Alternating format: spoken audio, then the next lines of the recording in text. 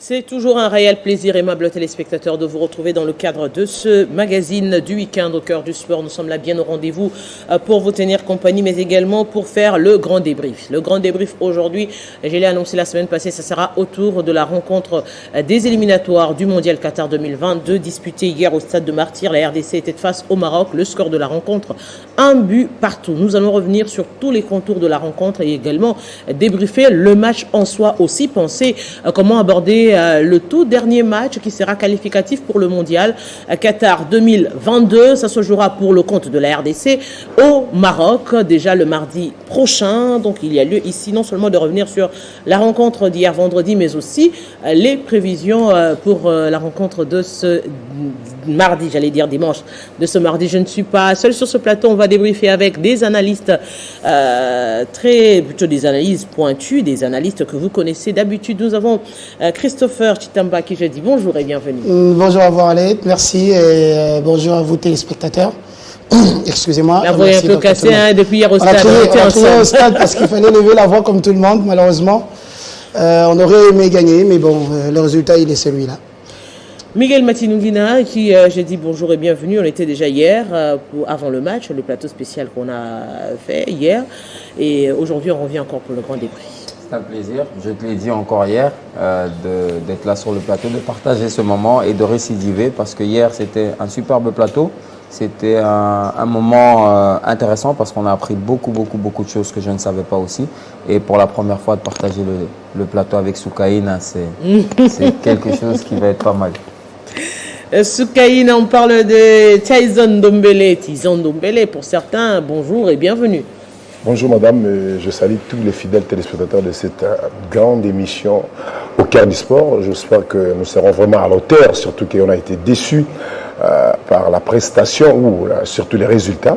Mais je peux directement d'entrée de jeu assurer au judoka, parce que là où le football nous déçoit, quand même le judo peut toujours nous donner du sourire. C'est confirmé pour ce samedi, la grande et la petite finale qui va être offerte par Nico Lianza, le président de l'Institut Kinois des judo.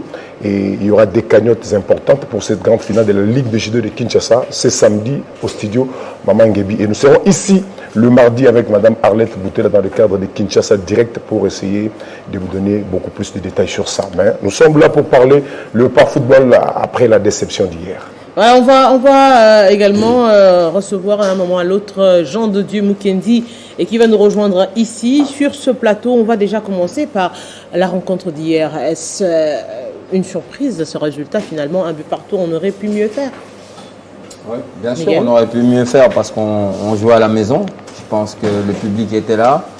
Je pense que ces garçons ont l'envie. Ils ont envie de bien faire, de bien prester. Mais on se rend compte qu'hier, ils ont joué contre une équipe assez solide. À mon avis, l'une des meilleures équipes d'Afrique à l'heure actuelle. Et je pense que tirer le Maroc n'était pas quelque chose avec laquelle on pouvait se réjouir parce qu'on a bien vu une équipe solide, une équipe qui maîtrise les temps forts et les temps faibles, une équipe capable de jouer au football avec une très grosse qualité de football, une équipe qui sait faire mal à l'adversaire, copier le football de l'adversaire pour lui faire mal justement dans son jeu. Et on se rend compte que le Maroc reste une équipe très solide, mais le coup aurait pu être mieux joué. Je pense que d'un côté, on a le coaching d'Hector Cooper qui n'a pas été à la hauteur hier.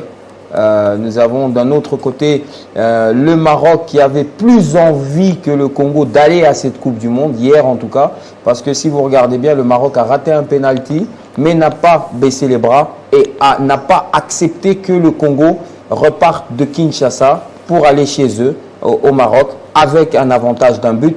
Ils ne voulaient absolument pas que ce scénario se produise et ils ont été jusqu'au bout de leurs efforts. Et je pense que quand on veut aller à la Coupe du Monde, on montre un autre visage dans les temps faibles. Ça veut dire que dans les temps faibles, on doit sentir une solidarité. Et je pense que pour le match retour, il est très important de faire jouer, je pense, Louis Ndama et et Tisserand dans l'axe et vraiment faire monter Chancel Mbemba. Parce que des fois, on a l'impression que c'est en défense qu'on a le plus besoin de lui et on se rend compte que dans un tel match, on a vraiment besoin de Chancel Mbemba en 6 parce que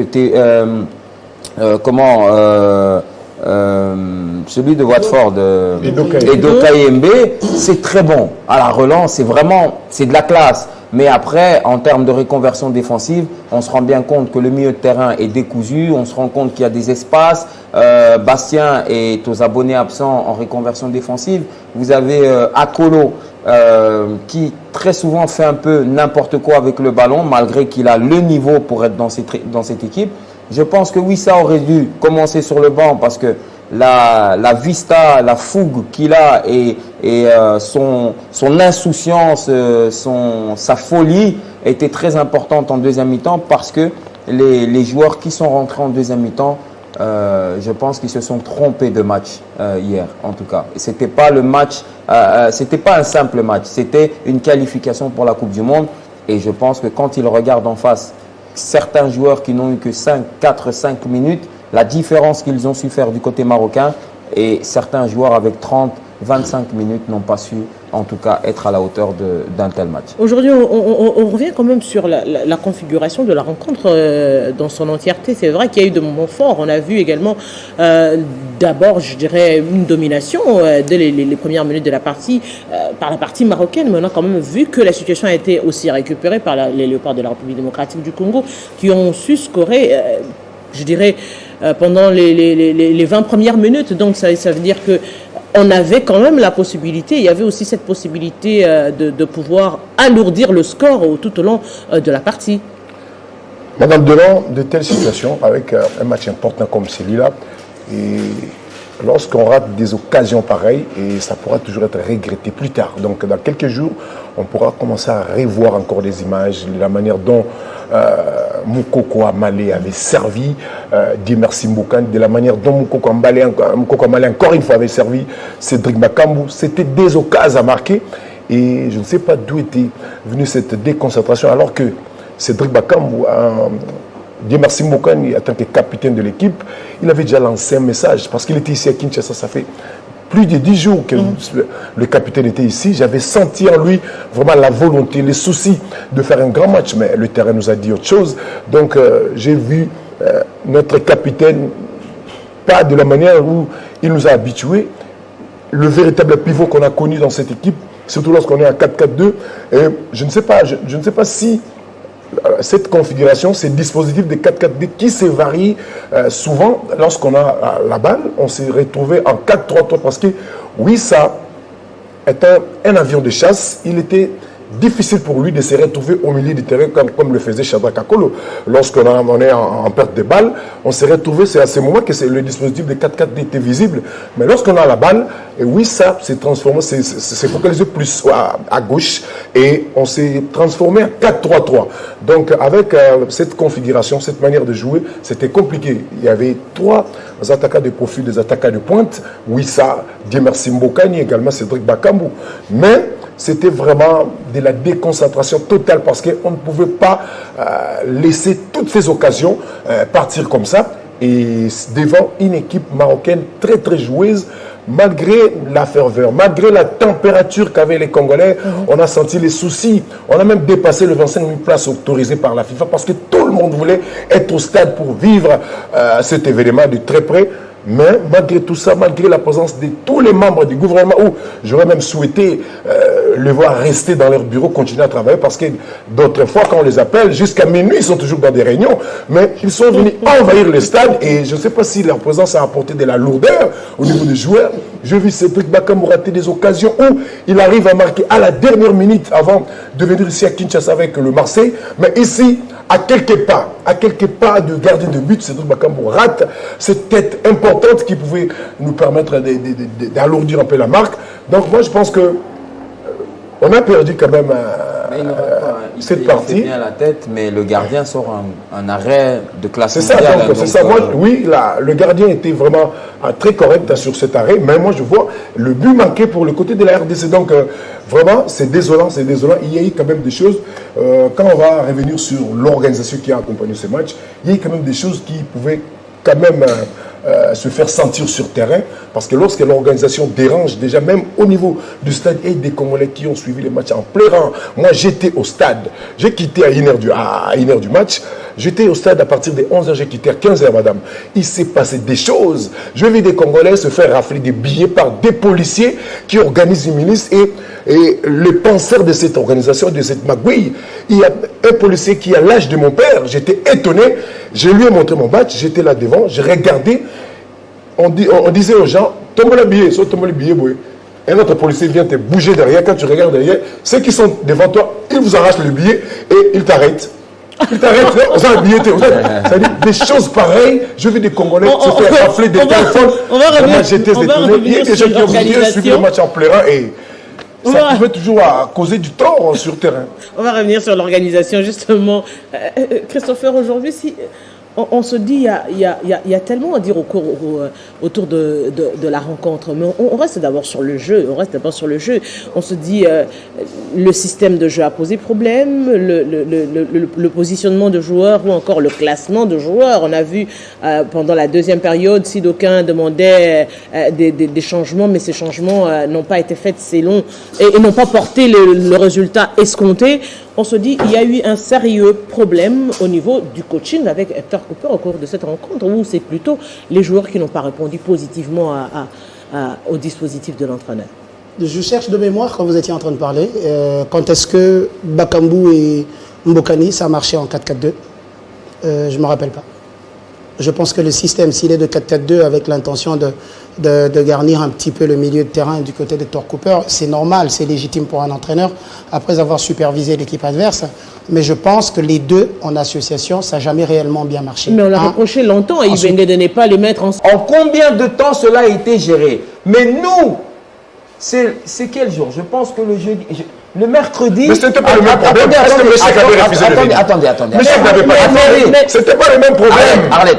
C'était pas le même problème. Que ce soit avait refusé. Il y avait un conflit avec l'entraîneur. Que ce soit que ce soit le problème administratif qui a commencé à arriver. La même chose. Que ce soit le même problème. Attendez. Que ce soit le même problème ou pas, c'est un problème à régler. Ok. Je dis ceci. Que ce soit le même ou non, celui de Ziyech, celui de Meshak, c'est un problème à régler. Mais c'était réglé, Meshak est venu comment? C'est parce que ce problème a été réglé.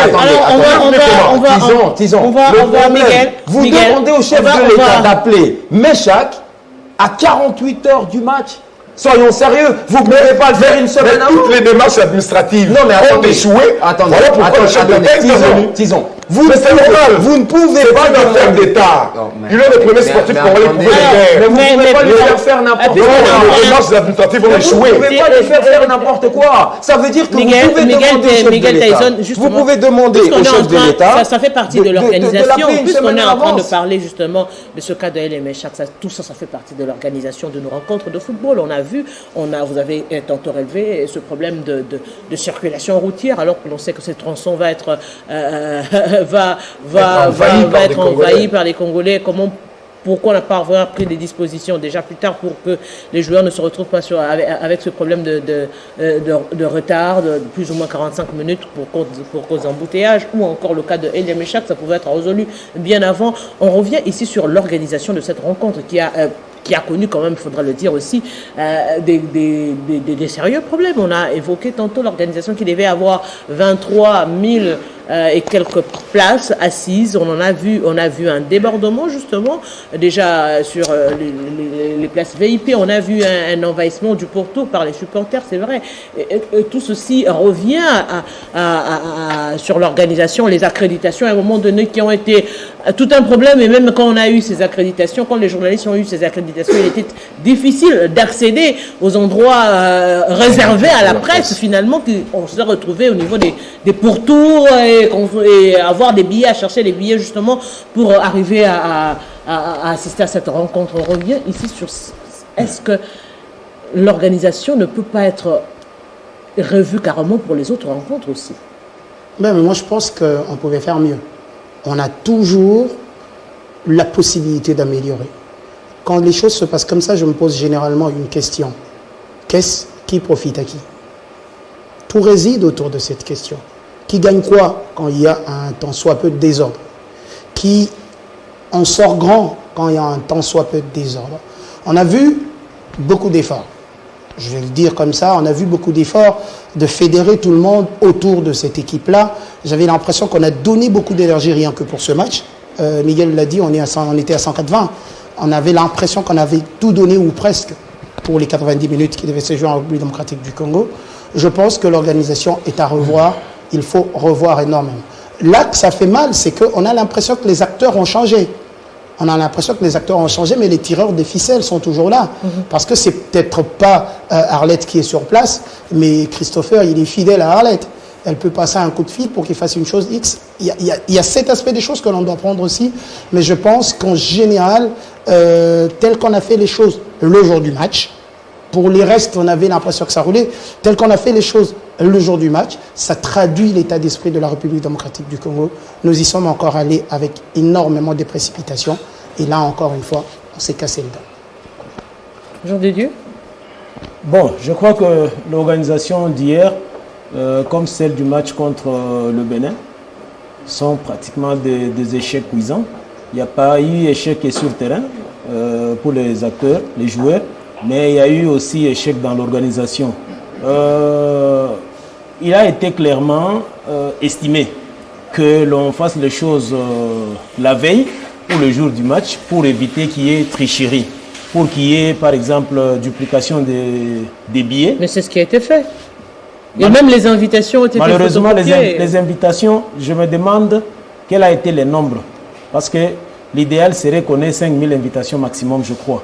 Malheureusement, on s'est retrouvé avec des gens dans les tribunes latérales avec des invitations, alors que les invitations étaient en principe destinées aux gens qui devaient se retrouver au niveau des tribunes d'honneur A et B, ainsi que les tribunes disons, pour les VIP. Malheureusement, on a retrouvé beaucoup de gens avec les invitations au niveau des tribunes latérales qu'on appelle affectueusement pourtour.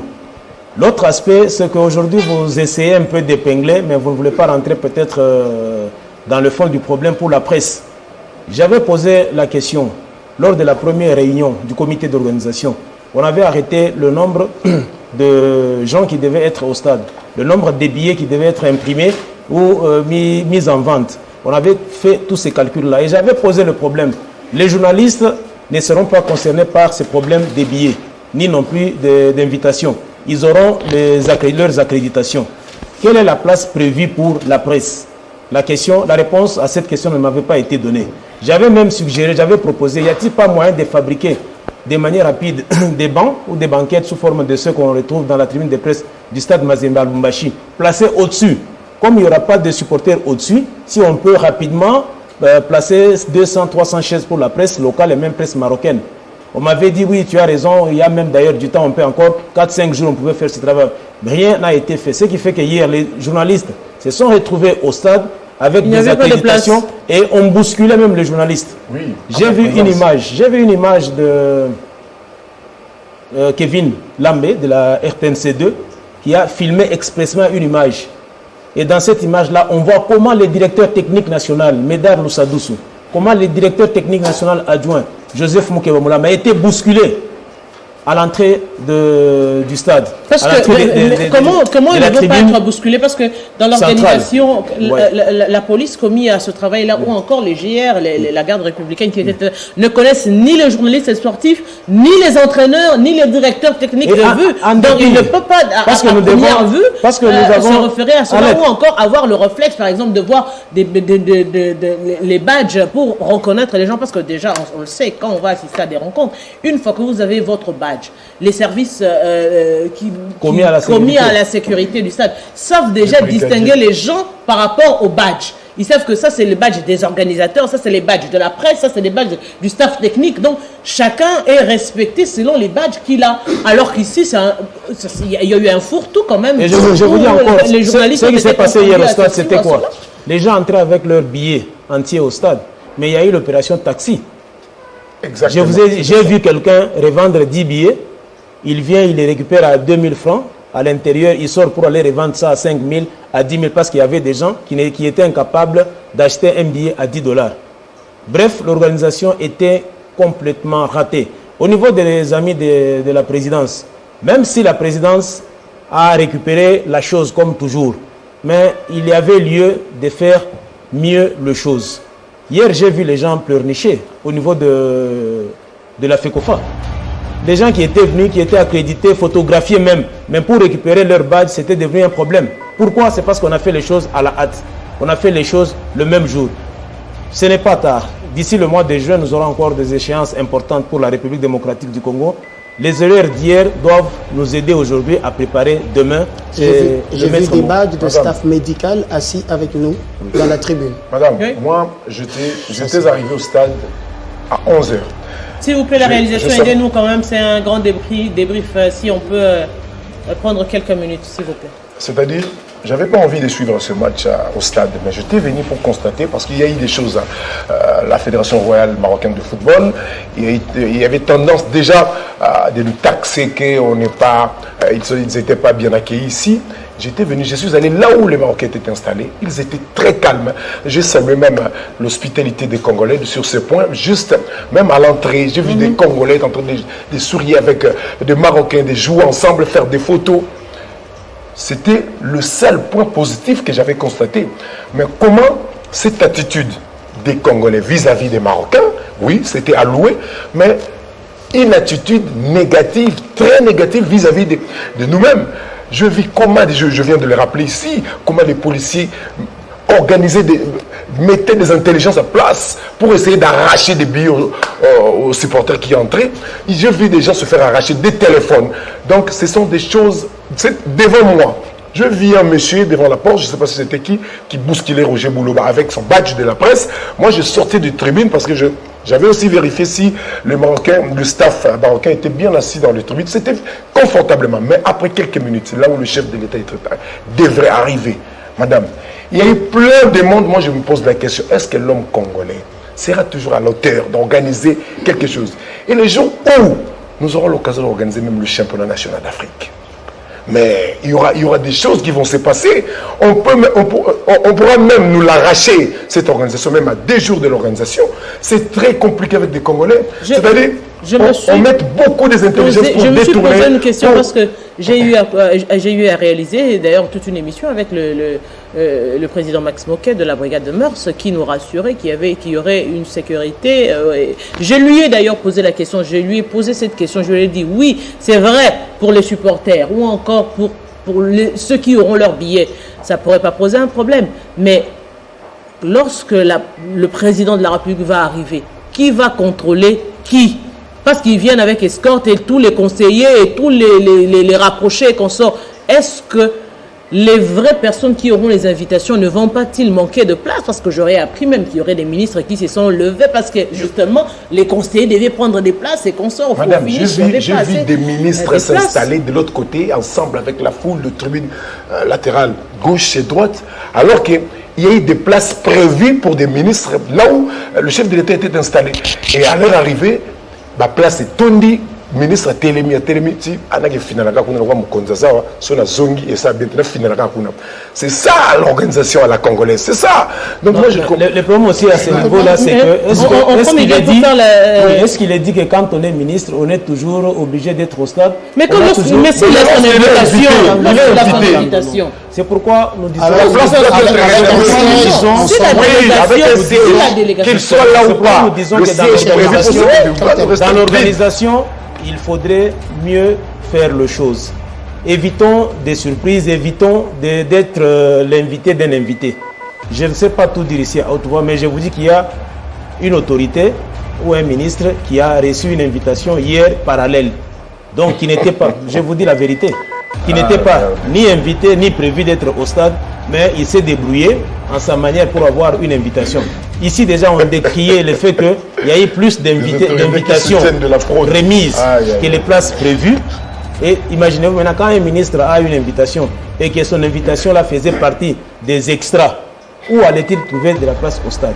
Voilà pourquoi nous disons, si les amis de la présidence estiment que les places VIP au stade leur reviennent de droit, qu'on les laisse faire leurs choses, qu'on ne donne aucune invitation, qu'on mette ou qu'on place les autres dans le fourre-tout, dans le pourtour, dans les tribunes latérales, pour pour éviter qu'il y ait ce télescopage-là, qu'il y ait ces échanges irrespectueux entre guillemets, parce qu'un ministre, quand même, c'est un membre du gouvernement. On ne peut pas accepter qu'un ministre se retrouve Je pense que la debout, sécurité présidentielle... alors qu'il y a est des un gens, peu- des membres des familles, non seulement des conseillers. On peut comprendre qu'un conseiller du chef de l'État ait aussi une place, c'est pas un problème. Mais un conseiller qui peut s'amener avec son épouse, avec ses enfants, Qui doit sont-ils trouver de la prévus place. Oui, sont-ils prévus Alors qu'avec de une seule s'installer invitation, dans il les s'amène avec toute sa famille. Justement, Quand le ouais. président arrive, la sécurité est un peu omnibulée par il y a ces un problème faits-là. dans ce pays. On tape sur tout le monde, on bouscule tout le monde, on ne veut pas qu'on s'en approche.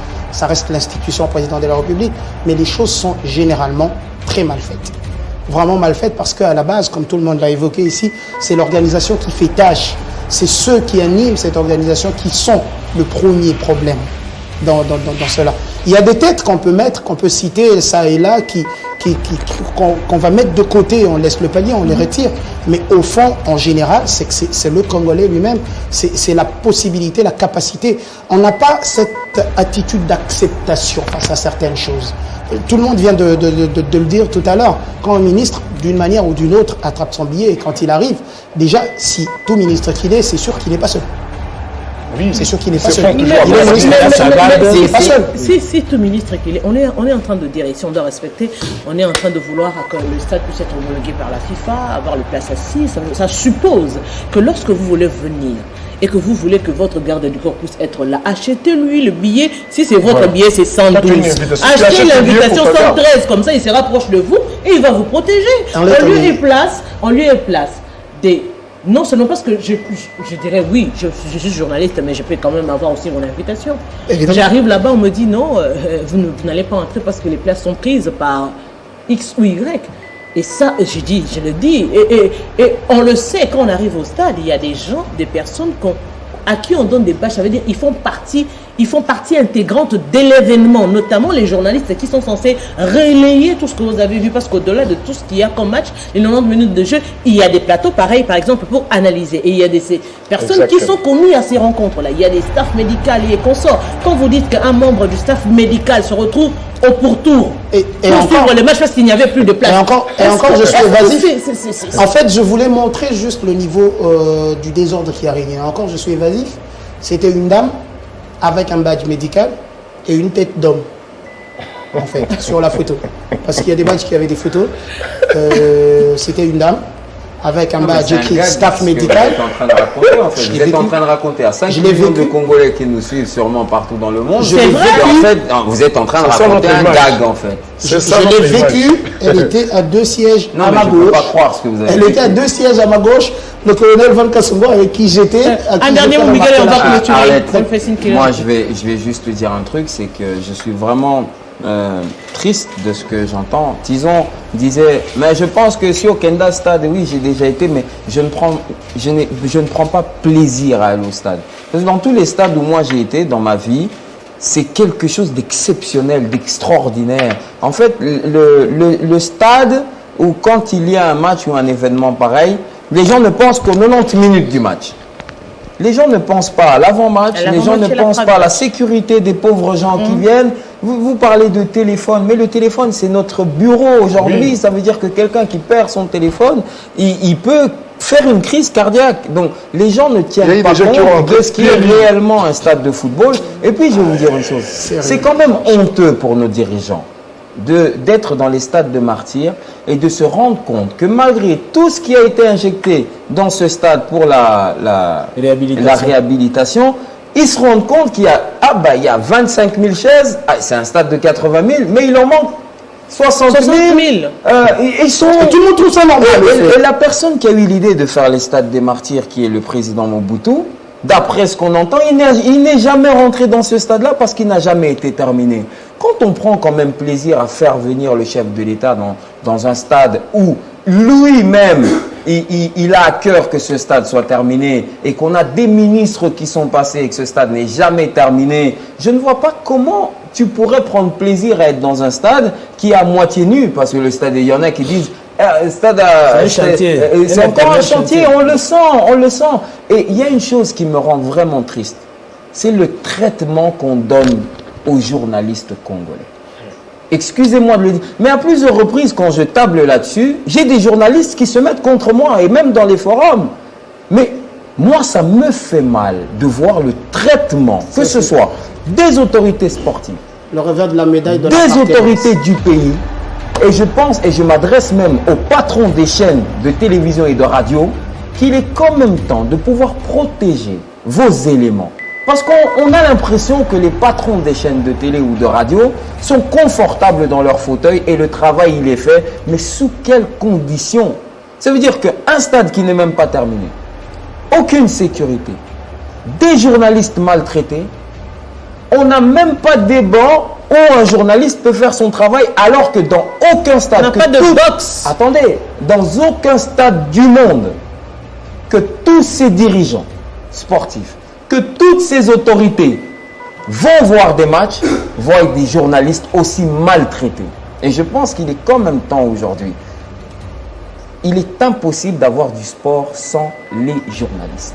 Alors je pense qu'un certain minimum, et quand je vois, parce que ce n'est pas la première fois que vous vous plaignez, Oui, c'est au moins la 800e fois que j'entends les journalistes se plaindre, mais les gens n'en ont rien à foutre. Mais je pense qu'il est grand temps pour les chaînes de télévision de pouvoir des fois voir dans quelles conditions vos journalistes viennent avec des éléments ou travaillent. Parce que je pense qu'à un moment donné, si les dirigeants des chaînes de télévision ne savent pas respecter eux-mêmes leurs journalistes, alors je ne vois pas pourquoi les dirigeants pourraient respecter leurs journalistes. Alors, il faut un minimum. Moi, j'ai regretté vraiment de l'autorisation de 25 000 personnes. C'est un appel lancé aux associations, des journalistes sportifs, à l'UNPC également, parce qu'il Et même il y a des journalistes qui prennent plaisir, je vais dire, parce que ça dure, quand ils sont dans des institutions sportives ou de l'État, prennent plaisir à voir leurs collègues dans ces situations-là et provoquent des fois cette situation-là à leurs collègues. Et alors, ça, c'est vraiment triste. Nous espérons que justement ceux qui vont se déplacer pour le Maroc vont être bien traités dans l'espoir justement de mieux couvrir cette rencontre qui va se jouer. Vous n'y comptez pas. Personnellement, je n'y compte pas, que ce soit de la part des Marocains eux-mêmes, on va avoir énormément de pression. Mais encore pour ceux qui vont prendre part à ce le Congolais, c'est dans la tête, on se dit, parce que je t'ai donné accès à un navire pour que tu ailles faire ton travail, je deviens ton Dieu. Tu me dois tout, tu dois courber les chines à chaque fois que tu me vois. Il y en a aujourd'hui qui sont en train de faire des courbettes. Et justement, on en parlait avant cette grande émission. Il y en a qui sont en train de faire des courbettes pour mériter d'aller travailler. Il y en a qui sont en train de faire des courbettes qui vendent de leur personnalité pour monter à bord d'un avion. C'est cette attitude petite que nous affichons devant ceux qui, entre guillemets, ont suffisamment de moyens. Quand je parle de moyens, je parle de pouvoir, de pouvoir le faire. Ne vous inquiétez pas, si au moins le Maroc est venu avec plus ou moins 9 avions pour les supporters, nous on en a que... On n'a qu'un avion. Vous rappelez-vous qu'à la même si on amène, on n'aura pas 3000 personnes. Vous rappelez-vous que par rapport à ce que dit Christopher, oui, on termine. Justement, par rapport à ce que dit Christopher, l'argent c'est l'argent de l'État, c'est l'argent du contribuable. Aujourd'hui, on vous dit par exemple à l'association des journalistes sportifs, non, proposez-nous 15 journalistes, nous-mêmes au niveau du cabinet, nous allons choisir 5. Avec quel pouvoir? L'association, la structure qui regroupe ou qui organise les activités des journalistes sportifs désigne ses délégués. Elle 5, refuser, 10, 15. Mais arrivé au niveau du cabinet du ministère de Sport et Loisirs, il y a des conseillers qui sont plus puissants que la structure elle-même qui vous disent: vous nous avez proposé 10 noms sur les 10 là, il y a 5 avec qui on ne s'entend pas, 5 qui critiquent. Mais vous ne partez pas, justement, voilà pourquoi il a parlé des courbettes. Il y a ceux-là qui font des courbettes. Aujourd'hui, on est incapable de critiquer la fédération parce qu'on s'est dit, si je critique, c'est fini, mon nom est rayé, je ne ferai plus partie de ceux qui doivent voyager. Il y a des gens qui sont incapables de parler en mal du ministère des Sports, même de sa gestion, même si celle-ci est calamiteuse, tout simplement parce qu'ils ont peur aujourd'hui. Si j'ose dénoncer, demain, quand les listes seront sur la table, il y en a un qui a posé la question à l'entraîneur camerounais, qui a donné une mauvaise réponse, genre il s'est attaqué personnellement, et le gars, il a donné le go.